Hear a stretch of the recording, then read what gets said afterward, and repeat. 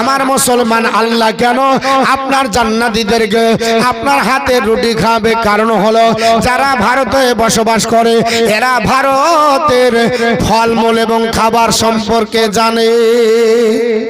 বাংলাদেশে যারা থাকে বাংলাদেশের আবহাওয়া জানে, বাংলাদেশের ফসলাদি খায়। পাকিস্তানে যারা থাকে পাকিস্তানের ফলমূল খায়। এরা যারা আরবে থাকে আরবের আপনার ফলমূল খায়। কিন্তু আশাজনক ভাবে সবকিছু তারা পায় না। পায় না কি বাবা? আপনার সব কিছু পাই না। যদি মনে করেন খেজুর খাবো, ইফতারে দুটো খেতে হবে, পেট ভরে না। ঠিক না বাবু? আর সৌদির লোকেরা পেট ভরে খেজুর খাবে, কারণ মেন তাদের আবাদের ফসল হলো খেজুর, এর জন্য তাদের অসুবিধা নাই। আর আপনাকে আমাকে পেট ভরে খেতে হলে ভাত খেতে হবে, এর জন্য কোন দেশের ভাত থাকে, কোন দেশের রুটি আপনার প্রধান হয়, কোন দেশের খেজুর প্রধান, কোন দেশের আঙ্গুর প্রধান, কোন দেশের আপেল প্রধান, কোন দেশের আপনার বেদানা প্রধান। এই রকম বিভিন্ন জায়গার বিভিন্ন প্রধান। এই জন্য মহান আল্লাহ পাক সব দুনিয়ার নিয়ামত গুলোকে এক জায়গায় পিছাই করে আল্লাহর বান্দা বান্দীদেরকে দিবে। একখানা রুটির মধ্যে গোটা পৃথিবীর নিয়ামত আল্লাহ পাকের বান্দা বান্দি খাবে। সুবহানাল্লাহ। আফসোস করে যারা না বলে আয় আল্লাহ পাক, আমি পৃথিবীর জমিনে গেছিলাম, পেট ভরে বেদানা পাইনি, পেট ভরে আঙ্গুর পাইনি, পেট ভরে খেজুর পাইনি, পেট ভরে ভাত পাইনি, পেট ভরে আপনার রুটি পাইনি।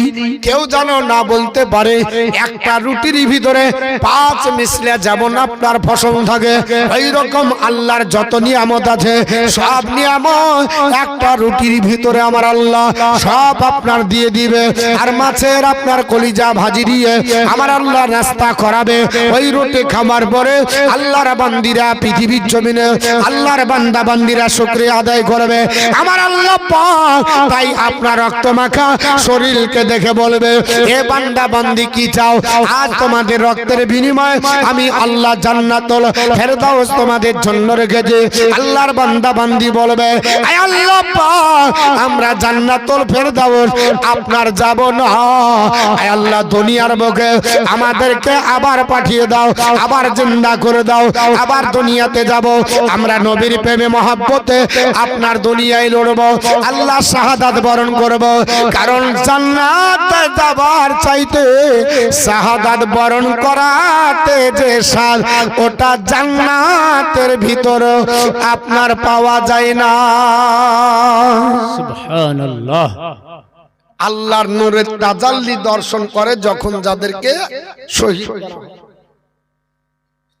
আমার মুসলমান বলার উদ্দেশ্য হলো এর জন্য হযরতে হানজালা রাদিয়াল্লাহু তাআলা আনহু পৃথিবীর জমিনে মহব্বত ত্যাগ করে, বিবির আপনার মহব্বত ত্যাগ করে, ঘরবাড়ির মহব্বত ত্যাগ করে, জমি জায়গার মহব্বত ত্যাগ করে ফরজ গোসল হলো না। যুদ্ধের ময়দানে আসার পরে বীর বিক্রমে যুদ্ধ করে শাহাদাত বরণ করেছে। আল্লাহর নবীর আপনার বারে হচ্ছে সাহাবীর স্ত্রী হযরতে আপনার বারে হচ্ছে হানজালার স্ত্রী ডাক দিয়ে বলে, ইয়া রাসূলুল্লাহ, ইয়া হাবিবাল্লাহ, নবী গো, সবাইকে দাফন করবেন, আমার স্বামীকে বিনা গোসলে দাফন করবেন না। নবী ডাক দিয়ে বলে, ও হানজালার স্ত্রী, কেন দাফন হবে না? ও আল্লাহর হাবিব,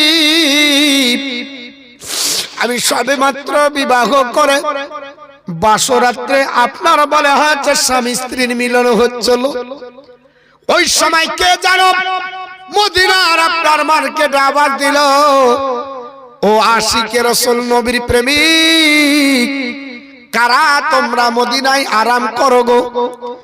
আজ নয়, নবীকে উহুদের প্রান্তরে শহীদ করেছে। আমার স্বামী আমার সঙ্গে মিলনের পর ফরজ গোসল করতে যাচ্ছিল, ওই সময় তার কর্ণকহরে শব্দটা পৌঁছাই, ইয়া রাসূলুল্লাহ, আমার স্বামী গোসল করলো না, আমার সঙ্গে দেখা করে আপনার তরবারি আর ঢালটা নিয়ে যুদ্ধের ময়দানে ঝাঁপিয়ে পড়েছে। ইয়া রাসূলুল্লাহ, শুনতে পেলাম আমার স্বামী শহীদ হয়েছে। ওগো নবীজি, তাই আপনার কাছে আবেদন, আপনার কাছে নিবেদন করি, আমার স্বামীর যে ফরজ ফরজ গোসল হয়নি, এই ফরজ গোসলটা তো করাতে হবে, কারণ আমার স্বামী নাপাক আছে। ইয়া রাসূলুল্লাহ, এর জন্য আমি আপনার কাছে দৌড়ে এসেছি।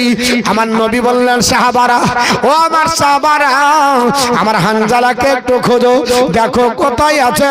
হানজালা রাদিয়াল্লাহু তাআলা আনহুর লাশটা খুঁজতেছে। হযরতে হানজালার লাশ নাই।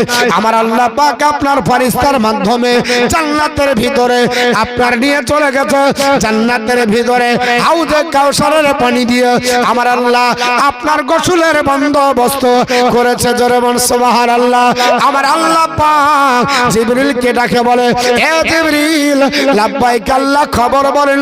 জিবরিল, তাড়াতাড়ি দুনিয়ায় যাও, আমার নবীকে জানিয়ে দাও, আমার নবীকে জানিয়ে দাও, আমার নবী যার লাশটা খুঁজতেছে ওই লাশটা এখন পাবে না। আমি আল্লাহ পাক হানজালার লাশের গোসলের বন্দোবস্ত দুনিয়ার কোন পানি দ্বারা আমি আল্লাহ পাক নির্বাচন করিনি। এর গোসলের আপনার বন্দোবস্তটা আমি আল্লাহ পাক জান্নাতের ভিতরে আমি জান্নাতি ফেরেশতা দ্বারা করেছি। আমার নবীকে বলো, নবী যেন বিচলিত না হয়। নবীর কানে কানে বলা হলো, ইয়া রাসূলুল্লাহ, আপনি উহুদের ময়দানে হানজালার লাশ পাবেন না। আল্লাহ হানজালার লাশকে ফেরেশতার মাধ্যমে আসমানে উঠিয়ে নিয়ে চলে গেছে জান্নাতে। ইয়া রাসূলুল্লাহ, হানজালার এখন গোসল চলতেছে। জান্নাতের পানি, হাউজে কাউসারের পানি দিয়ে আল্লাহর রহমতি ফেরেশতার দ্বারা গোসল হচ্ছে। নবী বললেন, দাঁড়াও। কিছুক্ষণ অপেক্ষা হলো। হযরতে হানজালার লাশ ফেরেশতার মাধ্যমে জমিনে আসলো। নবী আমার যে দেখতেছেন হানজালার মাথা দিয়ে আপনার চুল ভিজা আর টপ টপ করে পানি পড়তেছে। জোরে বলুন সুবহানাল্লাহ। আমার নবী বললেন, সাহাবারা, হানজালার লাশের গোসল দিতে হবে না। বিবি বলেন, ইয়া রাসূলুল্লাহ, আমার কেন স্বামীর গোসল হবে না? আমার স্বামী তো ফরজ গোসল করেনি। নবী বললেন, বিবি রে, ওরে আল্লাহর বান্দি হানজালার বিবি, চিন্তা করো না, আল্লাহ পাক তোমার স্বামীকে কবুল করে দুনিয়ার পানিতে গোসল হবে, এটা আমার আল্লাহ চাই না। তাই দুনিয়াতে তার আপনার গোসল যেহেতু হয়নি, আমার আল্লাহ জান্নাতের ভিতরে তাকে নিয়ে ফেরেশতার মাধ্যমে হাউজে কাউসারের পানি দিয়ে আমার আল্লাহ গোসল করিয়েছে। সুবহানাল্লাহ।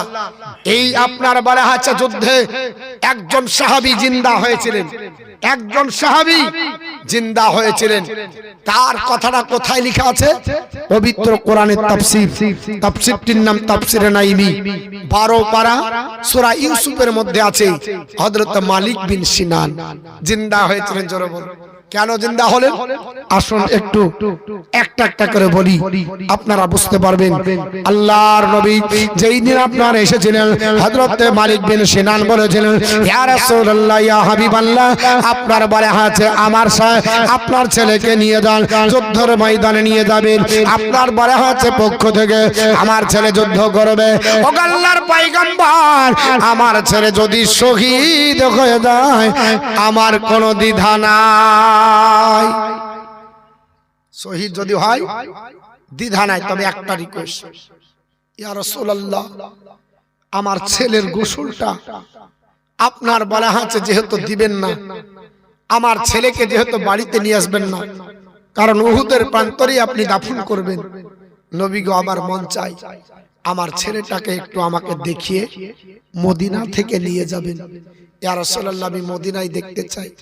আল্লাহর নবী ওয়াদা করেছিল, এ মালিক বিন সিনান, মালিক তোমার কাছে ওয়াদা করছি, তোমার ছেলে উহুদের প্রান্তরে যদি শহীদ হয়, আমি রাসূলুল্লাহ তোমার ছেলেকে আপনার মদিনায় দেখাবো। জোরে বলুন সুবহানাল্লাহ, সুবহানাল্লাহ। আরেকটু জোরে বলুন সুবহানাল্লাহ। নবী আমার ওয়াদা করেছে।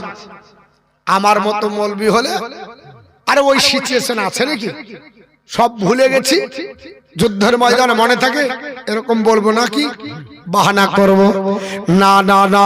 হযরত আপনার বলে হয়েছে মালিক বিন সিনান, আমার আপনার বলে হয়েছে পৃথিবীর জমিনে কত বড় আপনার বলে হয়েছে সাহাবী রাসূল, আশিকে রাসূল ছিলেন বাবা। অনেক বড় যুদ্ধের ঘটনা, যুদ্ধ করতে করতে পৃথিবীর জমিনে কাফেরদেরকে ধূলিসাৎ করার পরে যখন তিনি শাহাদাত বরণ করলেন, আল্লাহর নবী বললেন, সাহাবারা সবার লাশটা মদিনায় আপনার যাবে না। এই মদিনা থেকে 8 কিলোমিটার দূরে এই আপনার উহুদ পাহাড়ের নিচে দাফন করে দাও। এ আমার সাহাবারা, আপনার সবার লাশ দাফন হবে, তবে একটা লাশকে আপনার বারে হাতে রেখে দাও। আল্লাহর নবী সাল্লাল্লাহু তাআলা আলাইহি ওয়াসাল্লাম বললেন একটা লাশ রাখো। সাহাবীরা বললেন ওগো নবী কার লাশ? আবু বকর বললেন কার লাশ? আপনার ওমর বললেন কার লাশ? হযরত ওসমান গনি বললেন ইয়া রাসূলুল্লাহ সবাইকে তো দাফন করতে বললেন, এমন কোন ব্যক্তিকে আপনি মদিনায় নিয়ে যেতে চান? নবী বললেন তার বাপের কাছে ওয়াদা করেছি। হযরত মালিক বিন সিনান, মালিক হলো আপনার বাপের নাম, সিনান হলো বেটার নাম। ওই সিনানকে আপনার এখানে দাফন করতে হবে। মালিক বিন সিনানের লাশটা আপনার মদিনায় নিয়ে যেতে হবে। এখানে দাফন চলবে না, খাটলির ওপর চাপিয়ে নাও। সাহাবেরা আপনার বলে হাতে তাকে আপনার নিয়ে আপনার বহন করে যাবে।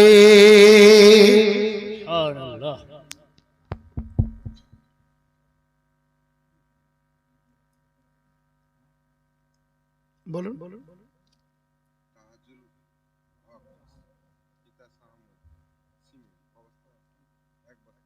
তাহাজুল হক পিতা সাহামত 1 বস্তা সিমেন্ট। তো এরকম করে 1 বস্তা 2 বস্তা সিমেন্টও দিতে পারেন।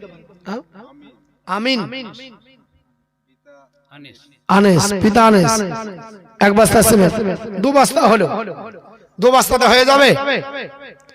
আগো মা হয়ে যাবে? আচ্ছা এখন কবরস্থানে কি কাজ আছে? পুরো ঘেরা আছে, ঘিরতে আছে, পুরো ঘিরতে আছে, পুরো ঘিরতে আছে। ও এটা অন্য দুটো কবরস্থান আছে, এটা এই সাইডে আজ থেকে জালসা করছি গো। কই কবরস্থান ঘেরা ঘেরা ঘেরাই হয় না।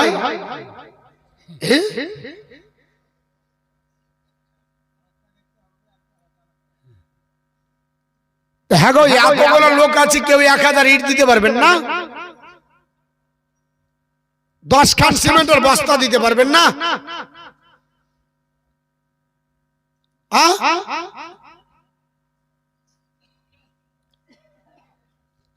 আচ্ছা 10টা মা 10 খানা সিমেন্ট দেন 1 খান করে।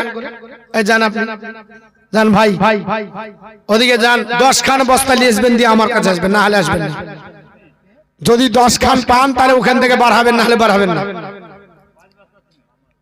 কি নাম? আবুল কালাম।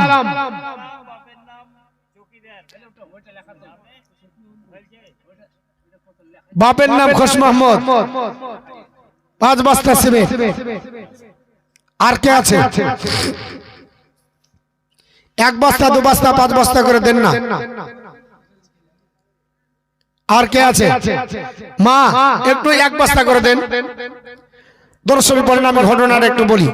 আল্লাহুম্মা সাল্লি আলা সাইয়্যিদিনা মাওলানা মুহাম্মদ ওয়া আলা আলি সাইয়্যিদিনা মাওলানা মুহাম্মদ সাল্লাল্লাহু তাআলা আলাইহি ওয়াসাল্লাম। আমার মুসলমান বলার উদ্দেশ্য হলো হযরতে মালিক বিন সিনানের লাশটাকে খাটলের উপর চাপিয়ে নেওয়া হলো, আর বলা হলো এই লাশটা নিয়ে মদিনার দিকে চলো। আল্লাহর নবীর সাহাবীরা হযরতে মালিক বিন সিনানের লাশটা বাবা আপনার খাটলির উপর চাপিয়ে নিয়ে যাচ্ছে। সম্মুখে আবু বকর যায়, তার পিছনে হযরত ওমর, তার পিছনে হযরত ওসমান গনি, তার পিছনে হযরত আলী। এইভাবে আপনার বলে হাতে পালাক্রমে আপনার মদিনার দিকে যায়। আর ওই দিকে যেহেতু মদিনায় খবর হয়েছে, ও মদিনাবাসীরা তোমরা শোনো, তোমাদের বেটা নয়, কে বলছে তোমার বাপ নয়, কে বলছে তোমার মা নয়, পৃথিবীর জমিনে অনেক আপনার অনেককে হারিয়েছে। এইভাবে সবাই কান্নাকাটি করে।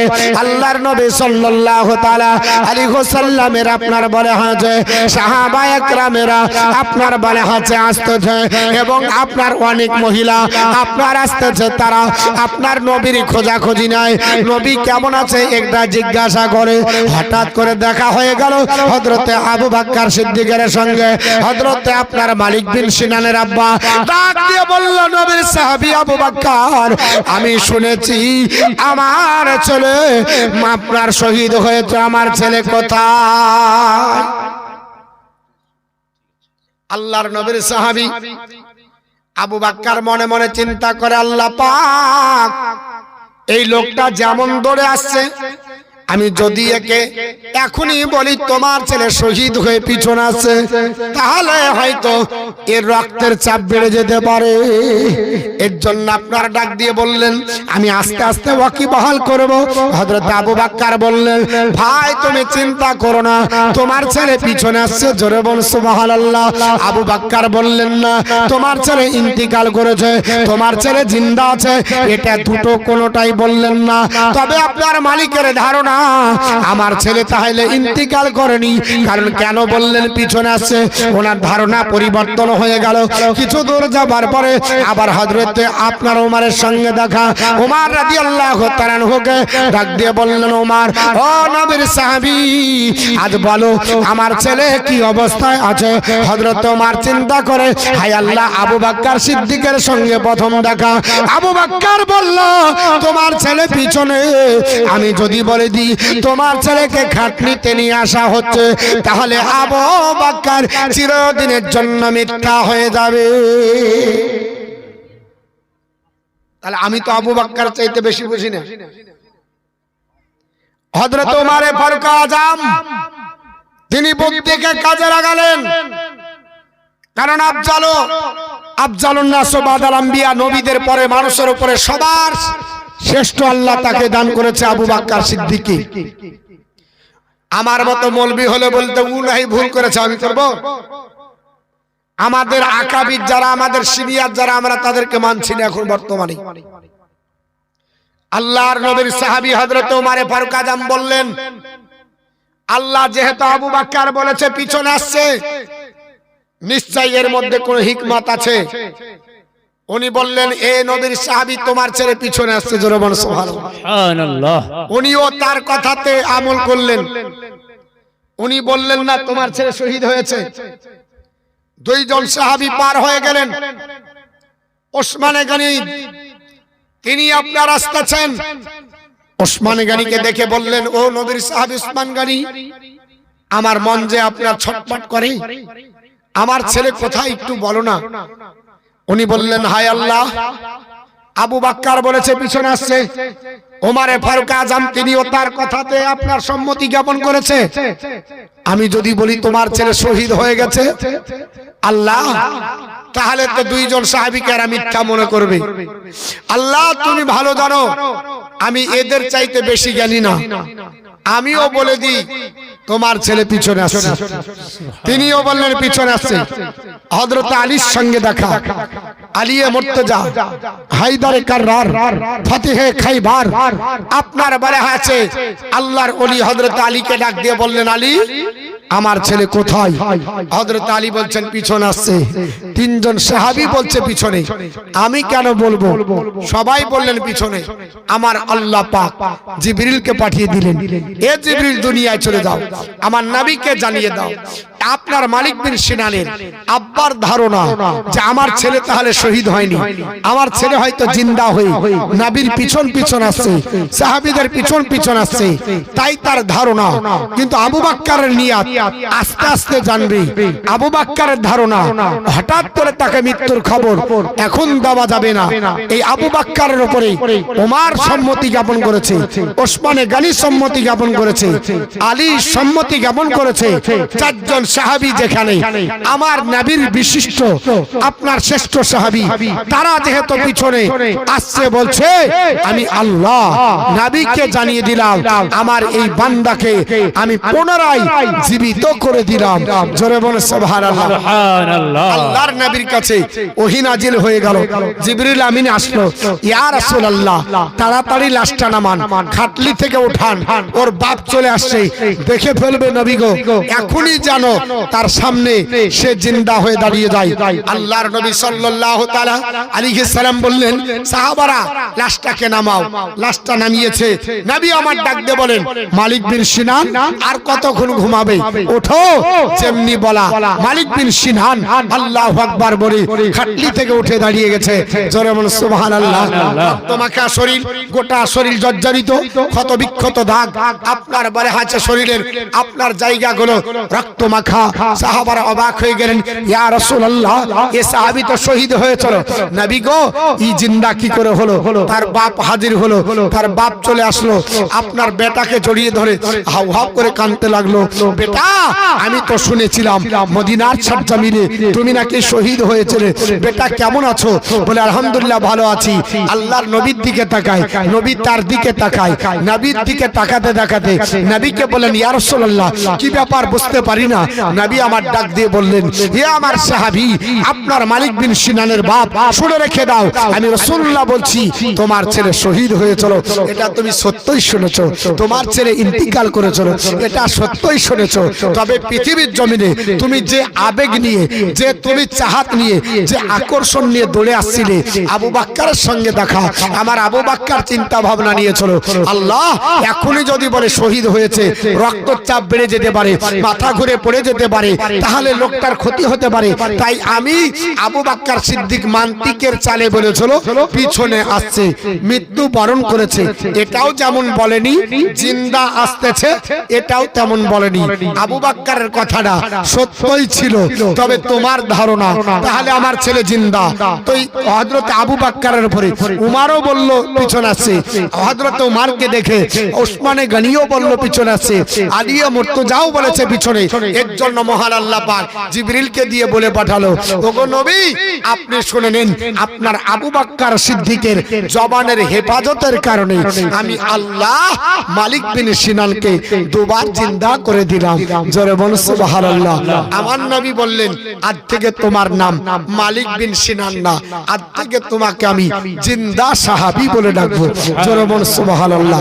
জিন্দা সাহাবী হযরত মালিক বিন সিনান উহুদের প্রান্তরে আপনার শহীদ হবার পরও আবার পুনরায় আমার আল্লাহ তাকে জীবন দান করেছিল। কিতাবটির নাম আপনার তাফসিরে নাইমি, সব কিতাবে পাওয়া যাবে না। এর জন্য আপনার কোথাকার ঘটনা কোথায় খুঁজতে হয়। এখন যদি কেউ উহুদের যুদ্ধ খুঁজে পাবে, ও তো বলবে এত শুনিনি, পাবা কোথায়?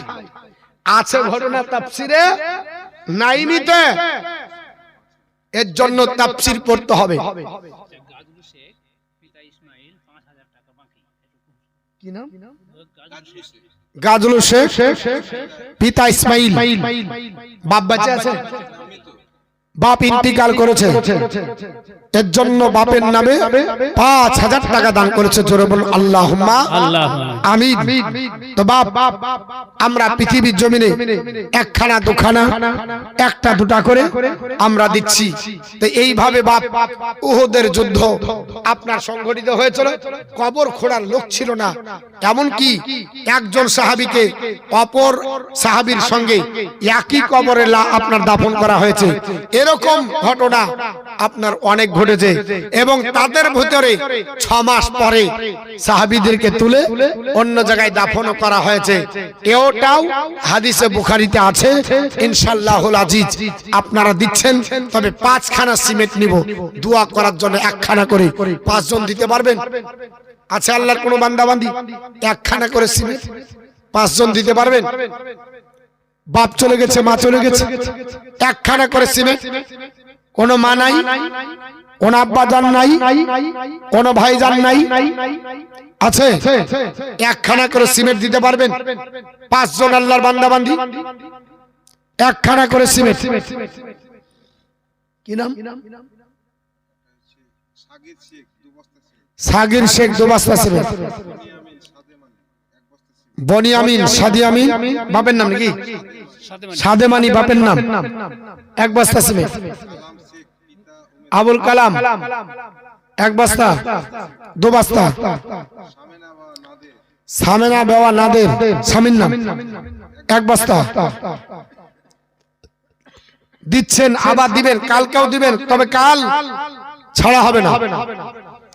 কালকে কিন্তু ছাড়বো না।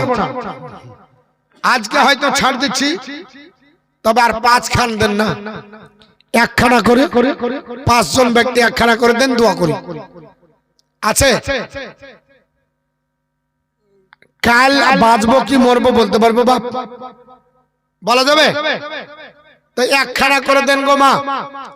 ও জননী, একটা করে দেন। 5 বস্তা সিমেন্ট, 5 জন 1 বস্তা। কালকে ইট নিব, সিমেন্ট নিব, রড নিব, টাকা নিব, সবকিছু নিব কাল। আজকে প্রিপারেশন নেবেন, কাল থেকে বেশি দিবেন। বালি লাগবে, পাথর লাগবে, সব লাগবে, ঘেরার জন্য যা লাগা দরকার সব হবে ইনশাআল্লাহ আজিজ। তবে 5 বস্তার সিমেন্ট নেব, বেশি লাগবে। একখানা করে 5 জনে দেন মা। আপনাদের কাছে নি, এরা পাচ্ছে না, এরা সবে লেগেছে। আপনারা দেন 5 বস্তা সিমেন্ট, একখানা করে। নাই 1 বস্তা করে সিমেন্ট,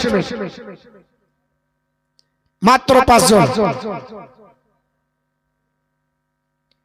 এতগুলো মাহফিলের লোক নাই গো। হয়েছে? 1 বস্তা হয়েছে, একখানা হয়েছে। তাহলে আর 4, আর 4টে মা দিয়ে দেন। আপনি 2 খান, আপনি 2 খানের পার্টি না আরো বেশি? মুক্তার আলী বাপ নাই, অজেব আলী বাপের নামে 2 বস্তা সিমেন্ট। তো আর খান দিয়ে দেন না, পারবেন? দেন 3 খানা। নারে তাকবীর, নারে সালাত, মাসলাক আলা হযরত জিন্দাবাদ। 3 বস্তা সিমেন্টের দাতা জোরে বলেন জিন্দাবাদ। চেয়েছি 5, একাই দিয়েছে 3। আর 2 খান দিয়ে দেন। আর 2 খানা নাই। আল্লাহর কোন বান্দা? ওদিকে আল্লাহর বান্দীদের কখানা হয়েছে? যাকে বলছে শুনতে পাচ্ছে না। ও স্বামীর নাম সবাই জানে, ওকে বলে ডাকে। 3 খানা হয়েছে, মানে 3 দিন চলছে। আর 2 খানা ওদিকে নিয়ে এলেন, এখানে 2 খানা নিয়ে নেন, বাস হয়ে যাবে। বসেন, উঠা বাড়াবেন না, দোয়া করে দেবো।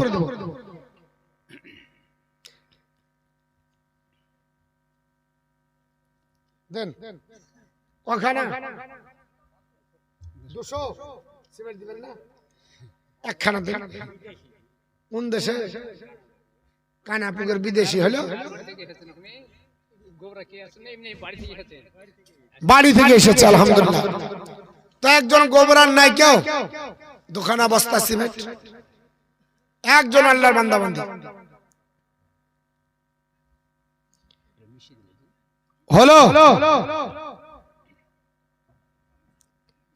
5 খানা হয়েছে, 5 খানা হয়েছে আলহামদুলিল্লাহ। ওনাদের হয়ে গেছে, আপনাদের আর 2 খানা লাগবে। আর 2 খানা।